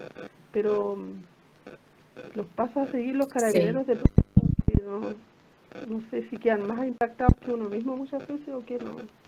Sí, Elena. Muchas gracias por tu relato. Nos sirve mucho también para clarificar. Yo creo que aquí es muy importante esto que ustedes están haciendo hoy día, es como actualizarse, ¿sí? Porque cuando uno vive esta experiencia y no sabe, pasa mucho esto que vivió Elena, que van a un lado, después a otro. No necesitamos exponer a nuestros hijos, hijas y adolescentes. ¿Ya? Cuando los papás van a poner la denuncia o el adulto, no necesita llevarlo. Eso es súper importante, ¿ya? Para no exponerlo, porque Carabineros no está capacitado, Policía de Investigaciones tampoco están capacitados, ¿ya? Fiscalía y tribunales, ahí nomás. Entonces, a la larga, creo que es súper importante, va a haber probablemente una citación, que es la citación de fiscalía o del tribunal, donde se va a solicitar una pericia. Eso sí, tienen que asistir. Hoy día existe la grabación del relato y tienen que pedir que graben ese relato porque probablemente... Lo más importante de esto de la grabación es que se haga solo una vez y que el niño o la niña no tenga que pasar por una entrevista, por otra entrevista, por otra, porque eso finalmente se traduce en lo que es la victimización secundaria. La vulneración después termina siendo más grave por todas esas entrevistas a las que lo sometieron y tantas preguntas que la propia situación de maltrato o de abuso, ¿ya? Entonces, yo, ¿qué aconsejo bajo la revictimización? Sí, Felipe, así es. ¿Sí? Y no solo del niño y de la niña, también de la familia, porque uno tiene que vivirlo una y otra vez y estar ahí, acompañar y escuchar el relato, y entonces se va generando un daño psicológico muy potente y también una resistencia del niño y de la niña por seguir lo más importante y lo que viene al final, que es la terapia de reparación. Entonces pasa por todo este proceso de denuncia y de hablar y de entrevista, y cuando llega la terapia de reparación, que es la más significativa para él o para ella, ya no quieren más. Entonces ya nadie quiere participar en ese proceso, ¿ya? Entonces, como consejo, yo siempre digo, vayan directamente a la fiscalía o vayan directamente al tribunal, ¿ya? Eso es fundamental. Ahora, si hay lesiones, sí es importante ir a lo que en ese momento esté abierto, Carabinero, Policía de Investigación, porque hay que ir a constatar lesiones de forma inmediata, ¿ya? Pero si hay develación, solo develación, con todo lo que el niño o la niña les diga, ¿sí? Ustedes pueden ir a fiscalía, a tribunales, a carabineros si quieren, o a investigación, sin necesidad de llevar al niño o a la niña. ¿Uno puede denunciar sospechas de un familiar si no es la madre o el padre? Sí, sí. Estamos todos los adultos obligados a denunciar. Si yo escucho que a mi vecino de al lado le están pegando siempre, lo gritan constantemente, o que el niño se queja, yo hago una denuncia. Las denuncias también pueden ser anónimas. La develación, no hay develación cuando el niño finalmente no es verbal, digamos, no hay una develación que sea explícita, pero lo que yo te explicaba quizás de los pictogramas pueden ayudar a una develación, o la comunicación a través de la tecnología también pueden ayudar a una develación. En las preguntas, hacer pictogramas específicos para esa necesidad de develación si es que hay sospecha, ¿ya? Entonces, como dice ahí, evitar la exposición de los niños o las niñas, asistir al colegio, solicitar medidas inmediatas en caso de abuso escolar o de abuso dentro del colegio. Sí, si uno le pregunta una y otra vez, el niño puede cambiar el relato, efectivamente, porque se va generando una confusión, Entonces, por eso el relato que ustedes van a recibir como padres o madres, si es que hay una develación, es el más importante. Por eso, los primeros pasos de esto son los más significativos, ¿ya? Y asistir al proceso de reparación de psicoterapia familiar o individual. Si nos focalizamos solo en el hecho de la denuncia, si nos focalizamos solo en que el agresor o la agresora reciba la sanción legal, se nos olvida lo más importante, ¿ya? Mira, ahí pudo escribir, dice Elena, mi hija hablaba muy poco, pero pudo escribir lo que estaba pasando. Ahí hay una develación, ¿sí? El juego también puede ser una señal de develación para el terapeuta y en el informe el terapeuta lo puede entregar como una prueba, ¿ya? A mí me pasa con los más pequeñitos, incluso a veces, que en el juego aparecen las situaciones y ahí yo lo presento como prueba y se sirven, ¿sí? Sobre todo cuando aquí me decían, bueno, ¿qué pasa con los niños autistas que finalmente no son orales, ¿no? Es lo mismo que nos pasa con los niños pequeños de 3, 2, 4 años neurotípicos, que tampoco comunican mucho. Entonces, el juego y la evaluación de la pericia es muy importante ahí, del terapeuta. Y aquí los factores más importantes también, los de protección. ¿Qué tenemos que hacer para que todo esto nos podamos evitar muchas de estas situaciones? ¿Ya? Evitar crianzas maltratantes, evitar los castigos, las amenazas, las críticas constantes a nuestros niños y niñas. Si yo golpeo a mi hijo, si yo lo agredo físicamente, si yo lo amenazo todo el tiempo, se naturalizan las conductas.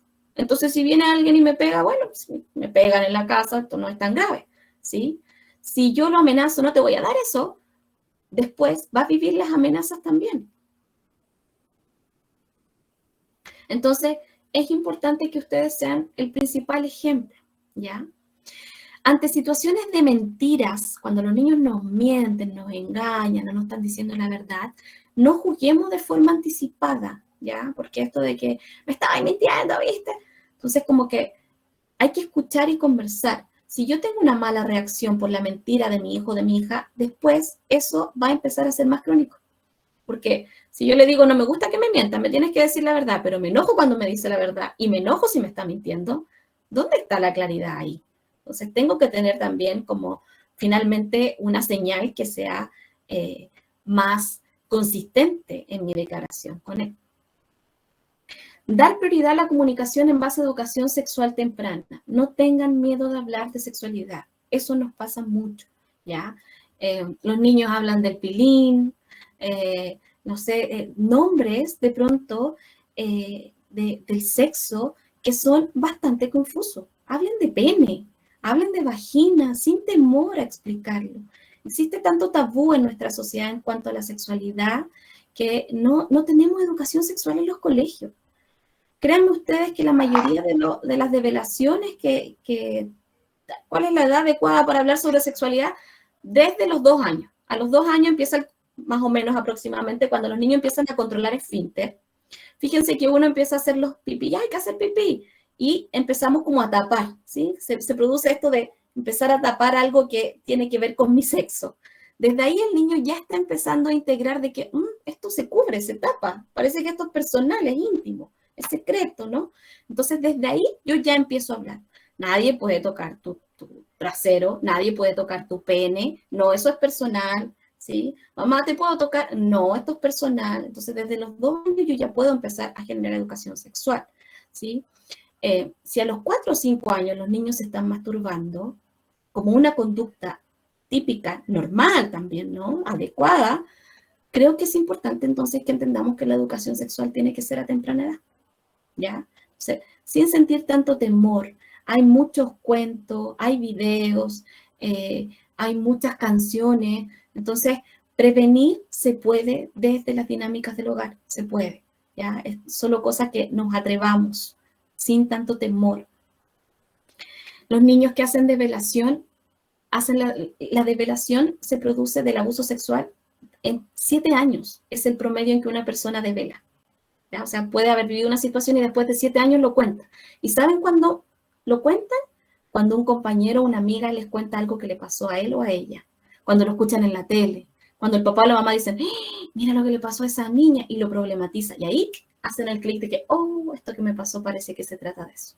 Entonces ahí develan. Por eso es tan importante la educación sexual. Si la hacemos a temprana edad, ellos mismos van a prevenir muchas conductas que pueden ser de riesgo. Y no potenciar, características capacitistas como salud, déle un beso al tío, vaya a socializar, tiene que tener amigos.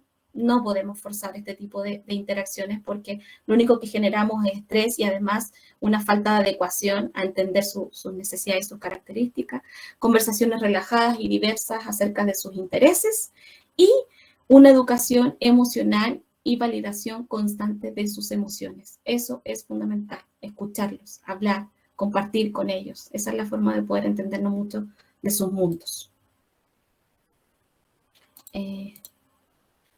Eso sería todo. Creo que fue largo. Le dije a la Javiera, deténme.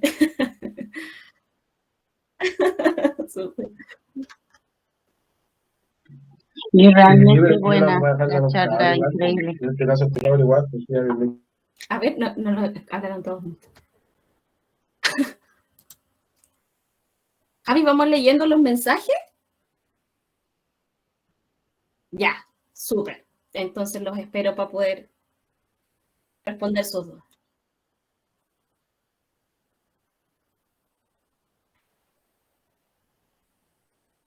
Ya, aquí una mamá dice, ¿cómo puedo explicarle sobre sus partes íntimas a mi hijo? Tiene 2 años y es no verbal, cuesta captar su atención. Sí, aquí hay que ser muy recurrente.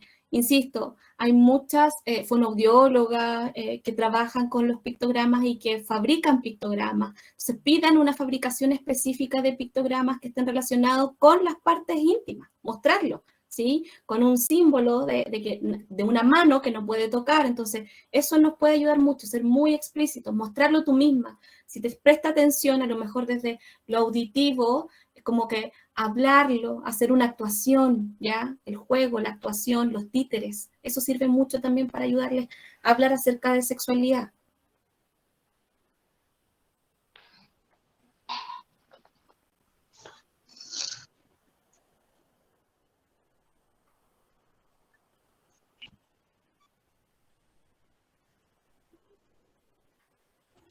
Sí, mira, hay una aplicación de pictograma, de hecho, para que la busquen, no sé si, creo que la saqué, ¿ya? Pero se llama, su nombre es DictaPicto, ¿ya? Y ustedes pueden fabricar sus propios pictogramas. Entonces, se los recomiendo, hay de familia, de ocio, de colegios, sanitarios, de actividades, y hay otros que ustedes mismos pueden ir elaborando. Y si no, conseguir con fonoaudiólogas en Instagram, hay muchas que trabajan también con pictogramas y que ofrecen sus productos, ¿sí? Síganme en el Instagram y de pronto yo voy publicando las historias también de estas fonoaudiólogas que ofrecen estos materiales.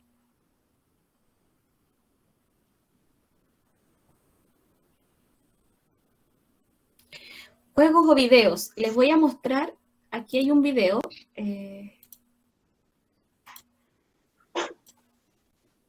Que es bastante, que se llama Autismo, prevenir abuso sexual, ¿ya? Es que no lo puedo compartir, quiero compartirlo con ustedes, pero dame un segundo. Ya. ¿Pueden verlo ahí o no? No. ¿No? Una ventana.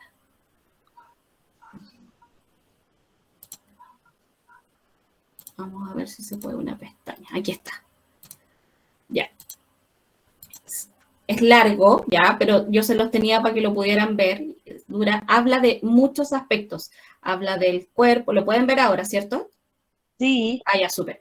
Habla del cuerpo, qué prevenir, dónde no acercarme, qué dice mi mamá, qué dice mi papá, ¿sí? Es bastante lento, entonces se puede entender, no es un relato agotador, como ideal para nuestros niños y niñas, así que para que lo consideren, ¿ya? Y lo pueden utilizar. Yo quiero hacer una consulta. Sí, dime, Eva, te escucho.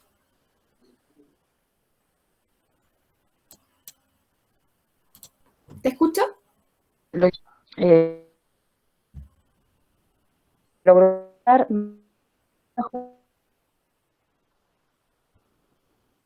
Sí, se escucha cortado. ¿Me escucha?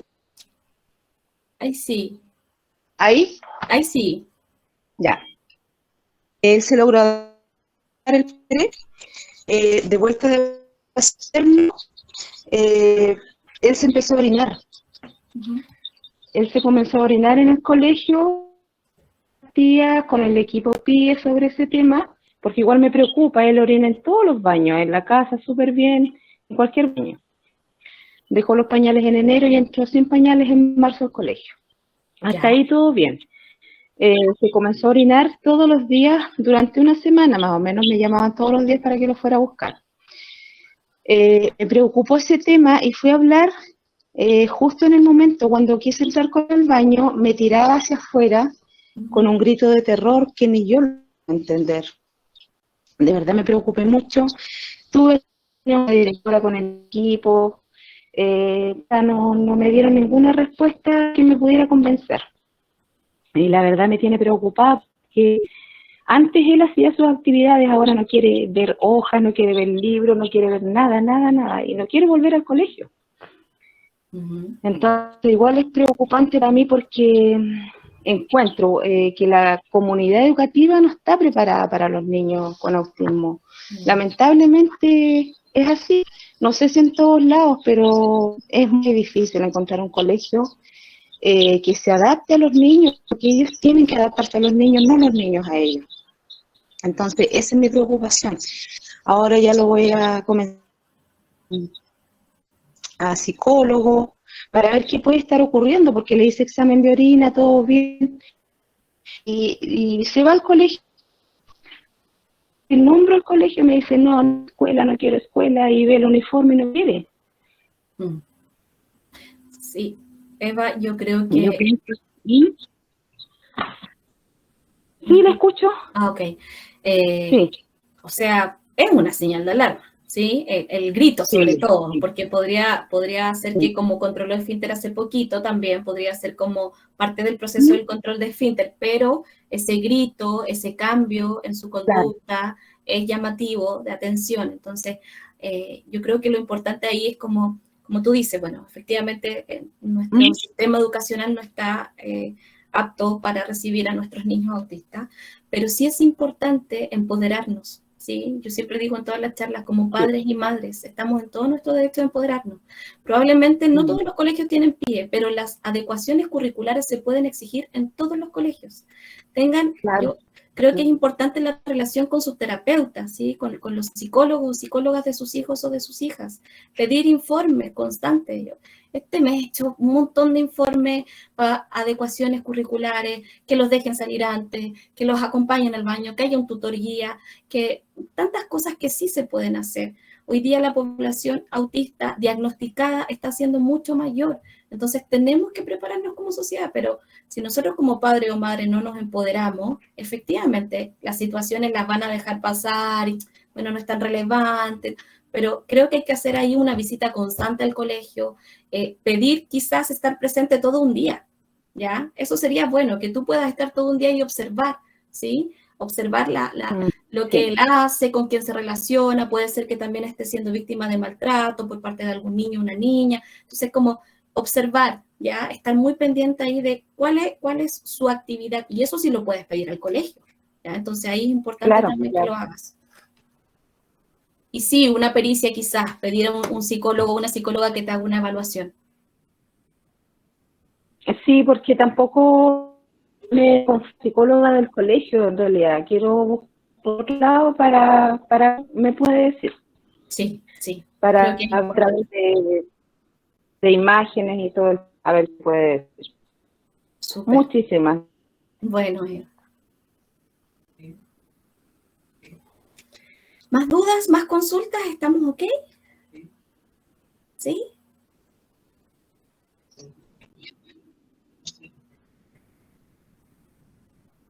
Dice, mi hijo siempre escuchó la canción de Los Secretos, tenía muy claro el tema de los secretos no existen y en la nada comenzó a susurrar, a contar secretos, a esconder cosas. Sí, es importante hablar y psicoeducar acerca de los secretos, ¿ya? Los secretos no son apropiados. Esta la respondí. Si uno le pregunta al niño una y otra vez qué pasó, el niño puede además cambiar el relato para calmarte a ti o para que dejen de preguntarle también, ¿sí? Por tanto, es importante esa primera recepción, es la más significativa. Uno puede denunciar sospechas de un familiar si no es la madre o el padre, el niño o la niña. Si ellos no le creen y no hacen nada, sí, denuncias, ¿ya? Denuncias anónimas también. Está la Oficina de Protección de los Derechos de la Infancia, que es la OPD, que ustedes pueden denunciar de manera anónima ahí también directamente y pueden apoyarlos en este proceso.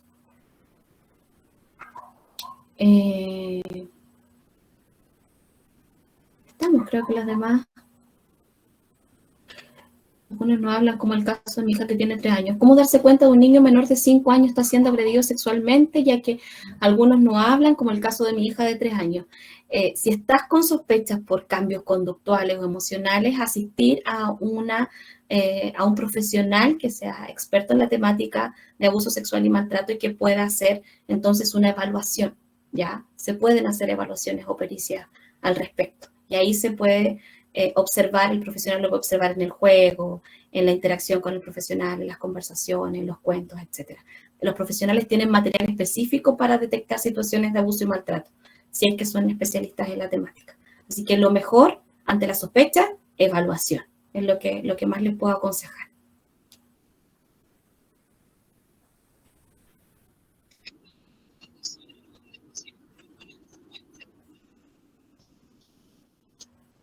No, uno las tiene que solicitar, ¿ya? Porque son adecuaciones específicas para cada niño y niña. Recuerden también que nosotros vivimos en un espectro, por lo tanto tenemos adecuaciones que son muy específicas. Y hay que pedir a los profesionales que trabajan con sus hijas o sus hijos, ¿ya? Puede ser psicólogo, el terapeuta ocupacional, el fonoaudióloga, la psicopedagoga. Es importante que ellos emitan cada cierto tiempo certificados si es que notan que hay cosas en el colegio que le están afectando, ¿ya? Reducir jornada escolar, que tenga, no sé, pues clases online, que las preguntas en las pruebas sean más concretas, que si no quiere hacer una disertación o responder y le preguntan directamente, no lo expongan, no la expongan, que no la sienten al lado de, no sé, por la ventana porque el ruido genera una hipersensibilidad auditiva y no se concentra, que pueda sacar foto a la materia para poder pasarla en la casa limpio, que pueda estar con el celular y audífonos. O sea, muchas cosas que se pueden hacer para que nuestros hijos e hijas puedan estudiar más cómodos. O sea, si los colegios no se adecúan, nosotros tenemos que insistir porque buscar alternativas para que tengan un mejor, digamos, estado educacional, pero también una salud psicológica mucho más óptima, porque ya están haciendo un sobreesfuerzo por tratar de educarse en colegios con profesionales que trabajan mucho con lo neurotípico. Entonces, las adecuaciones curriculares es un descanso para nuestros hijos e hijas. Tengo un sobrino con TEA donde lo quieren denunciar por orden de alejamiento. Tiene 13 años. ¿Puedo escribirle un correo donde me puedan asesorar, por favor? Sí, escríbeme ahí el correo. Te lo voy a escribir.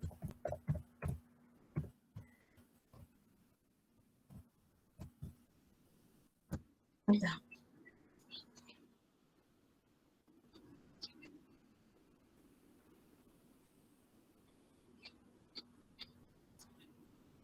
Están obligados a entregar la información a las adecuaciones curriculares, entregarla a los profesionales, nosotros en el colegio.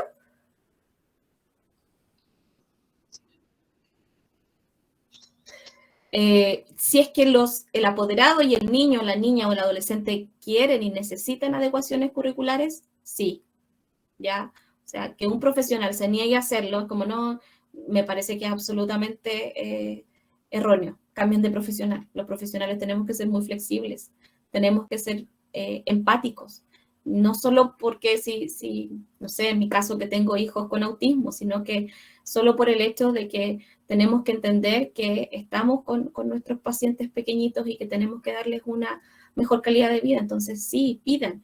Una adecuación curricular puede ser un certificado que explique las cosas o los detalles que quieren. No necesita que sea un informe tan complejo. A veces los profesionales se complican por eso.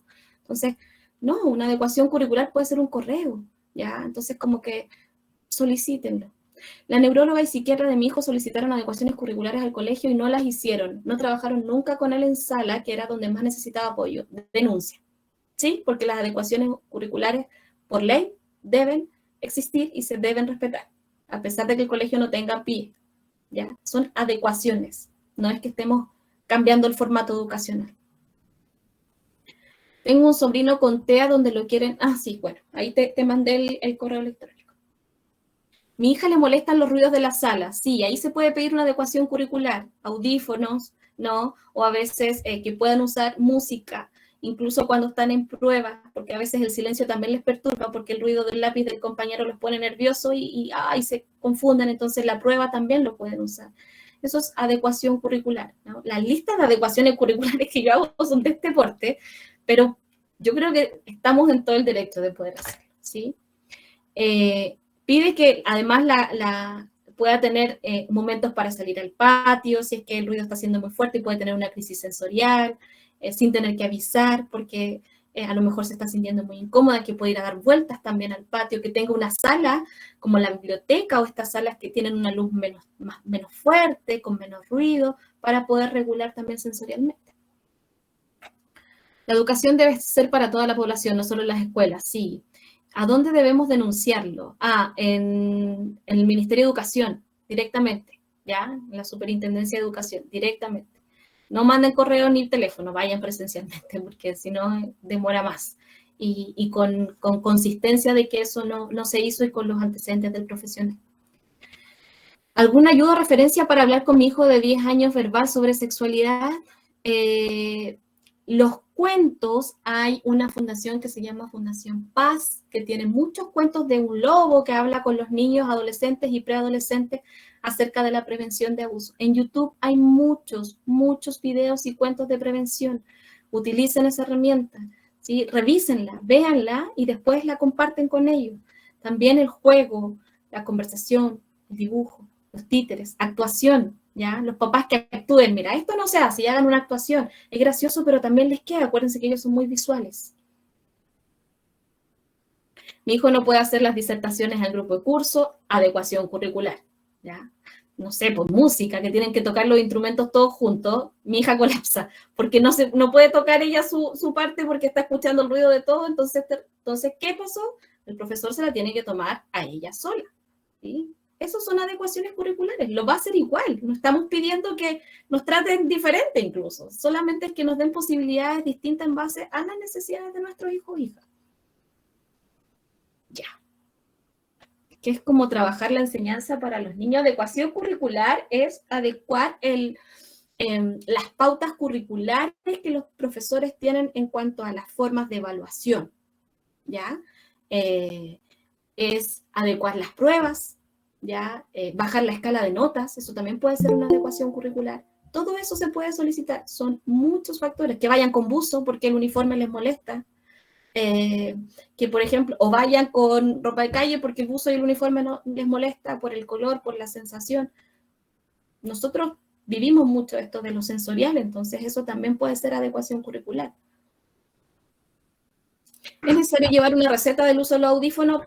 Pide un certificado, que te hagan un certificado sencillo o manda tú una comunicación, quizás funciona con la comunicación simplemente, pero si no, pídele al profesional un certificado de eso. Ya, disculpe, tengo una consulta. Sí. Para pedir esas adecuaciones curriculares, ¿es necesario tener el credencial de discapacidad o te lo pueden exigir para poder pedir esas adecuaciones? No, solo basta con el diagnóstico. Si tú tienes el diagnóstico de tu hijo, ya con eso puedes pedir las adecuaciones curriculares. ¿Sí? Ya, gracias por la aclaración. Todos pueden pedirlas. Pídanlas, son excelentes. A mí me han ayudado mucho, ¿ya? Una consulta. Sí, vale, cariño. Buenas noches. Señorita Mariel, ¿hay alguna página donde uno como papá, para empoderarse de todo esto, hay que estar informado? Porque si no, el colegio en realidad ha oído sordo, es como la mamá aprensiva. ¿Pero hay alguna página de internet donde uno se puede informar de todo lo que usted está hablando sobre adecuación curricular, como para ir con fundamento a pelear con el colegio o a exigir? Eso más que nada, no pedir como un favor, sino el hecho de exigir lo que a mi hijo le corresponde. Sí, mira, la verdad, yo encontré las adecuaciones curriculares debiesen estar en la página del Ministerio de Educación, ¿ya? Para que las busques por internet. Pero además, existen muchos activistas en autismo, docentes, paradocentes, psicólogos. Sigan mucho Instagram, traten de usarlo, sirve mucho. Entonces, de pronto ahí aparecen adecuaciones curriculares y hay abogadas en el espectro, hay profesoras en el espectro, y todas siempre están compartiendo información que es muy relevante acerca del autismo. Entre nosotros y nosotras somos los únicos que podemos como informarnos y ayudarnos en este proceso, porque socialmente está muy negado el acceso a la información, está muy poco actualizado también la información en autismo. Así que solo eso sería como revisar ahí la página del Ministerio de Educación y quizás pueda obtenerlo. Ahí lo están diciendo, sí, decreto 83. Ahí te mandaron el link, de hecho, súper. Gracias. Genial. ¿Y usted nos podría hacer una clase de eso?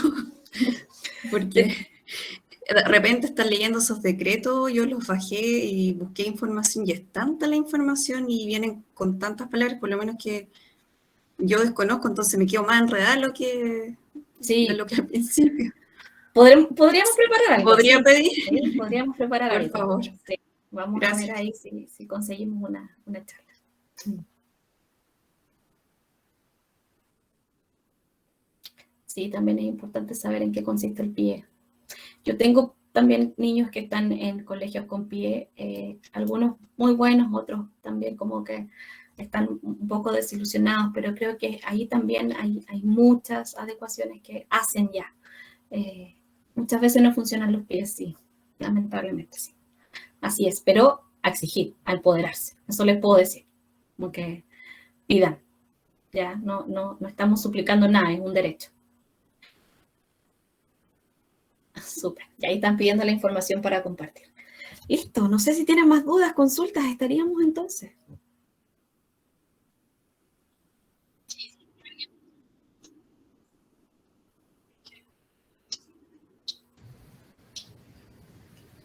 Hola, ¿me escucha? Sí, Rosa, te escucho. Sí. Más que nada, así en resumido, quisiera contar con un poquito mi experiencia. Yo soy profesora básica, soy educadora de párvulo y tengo otras carreras más. Tengo una hija TEA diagnosticada tardíamente. Estuvo en un colegio inicial que fue muy bueno, pero después pasó a un colegio de integración que fue un fiasco. Y después pasó a un colegio especial y ahora está en otro colegio especial. Conclusión de esto, llegué a la conclusión de que la educación se la hago yo. Claro. Porque finalmente uno conoce a su hijo, uno es el responsable de él y esperar que una institución haga el trabajo es súper difícil. Uno tiene que también pensar en lo inmediato, en lo que necesita el niño. Y cuando yo tomé la educación de mi hijo en forma personal, no por ser profesora, sino como mamá, me di cuenta, realmente conocí a mi hija. Ella ha tenido avances, ahora mucho más avances que cuando iba en el colegio. Porque uno tiene que ser realista también, aunque exista un programa de PIE, aunque exista un decreto, aunque existan adecuaciones curriculares, si un niño TEA, va a un colegio donde hay muchos niños, él siempre se va a quedar al final. Eso me lo dijo la neuropsicóloga. El niño me dijo con discapacidad, y si dentro de los niños discapacitados, él es el último, va a quedar siempre el último. Entonces, porque también hay una limitación en el profesional que está con ellos. Entonces, si ponemos a 20 niños y hay un niño con discapacidad, bien poco se puede hacer con ellos. Entonces, yo finalmente, como les digo, yo tomé la educación de mi hija, ella va al colegio, o sea, yo de hecho la quise sacar y solamente que estuviera conmigo, pero cuando la quise sacar en el colegio, ahí todos se pusieron en la puerta y no quisieron que me la llevara. Y lo único que me retuvo, una, porque yo me enojé porque el diagnóstico fue tardío, porque como dijo usted, cuando existe sospecha de algo, tienen que decirle a la familia derivar y yo nunca tuve esa derivación. La niña hoy día tiene 16 años y su diagnóstico recién partió a los 15. Entonces perdí, ¿cuántos años? Sin saber que ella tenía TEA, porque ella tenía ella de base es con síndrome de Down, pero la acompaña el TEA. Y tampoco había, cuando pude tener el diagnóstico, tampoco hay instrumentos para evaluar el TEA. No hay instrumentos, sobre todo cuando los niños no tienen lenguaje. Entonces, ya ahí me metí en todo este mundo sensorial, en todo este mundo del neurodesarrollo de ellos, y ahí llegué a muchas conclusiones. Entonces, finalmente es uno el que se tiene que hacer cargo de esto, uno, no pensar que los otros tienen el deber de que lo van a hacer. Al final, cuando uno dice, no, esto es responsabilidad primero mío y después lo otro, entonces ya va al colegio, pero la educación me hice cargo yo de ella, y ella va, como le dije, no quisieron que se fuera, y lo único que me retuvo, y es algo que dijeron muy importante, la socialización. Ella ya tiene su grupo de amigos, y yo no tengo el derecho, o sea, no tengo por qué quitárselo. Entonces eso es lo único. Entonces ella socializa, ella comparte y todo, pero la parte pedagógica, toda la parte yo se la doy, de mi parte. Y eso también lo insto a ustedes. Yo pienso que de alguna manera uno saca las habilidades, de alguna manera uno saca todo para poder entregarle esto a los hijos. Eso solamente quería aportarle. Gracias, Rosa, gracias, de verdad. Muchos casos así, ¿sí? Mucho abandono del sistema, que es lo más doloroso. Pero nada, somos una comunidad grande, creo yo también. Bueno, agradecerle aquí a Agrupación Autismo Chile, que también logra hacer esto, informar a los papás, a las mamás, de manera gratuita. Es súper lindo poder colaborar en este proceso. Y decirle a la Javi, cuenten conmigo también, si que quieren repetir instancias. Con todo el aguante tenemos que generar nosotros la prevención, la capacitación, la actualización. Ya, ustedes igual, si de pronto tienen contacto directo con sus colegios, con las profesoras, con las directoras de los jardines de las escuelas, yo me ofrezco amablemente, no tengo ningún problema en hacer charlas para que los docentes puedan actualizarse en la temática. Tienen mi correo, tienen que hacer el contacto directo nomás, ya ahí uno se puede organizar, pero creo que es importante que los docentes, los colegios a veces como que no tienen tampoco estas capacitaciones y actualizaciones.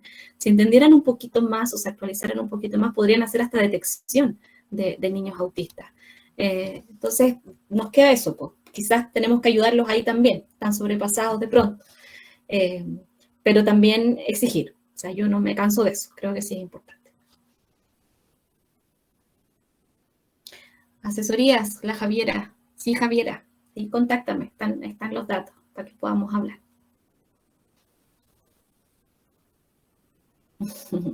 Súper.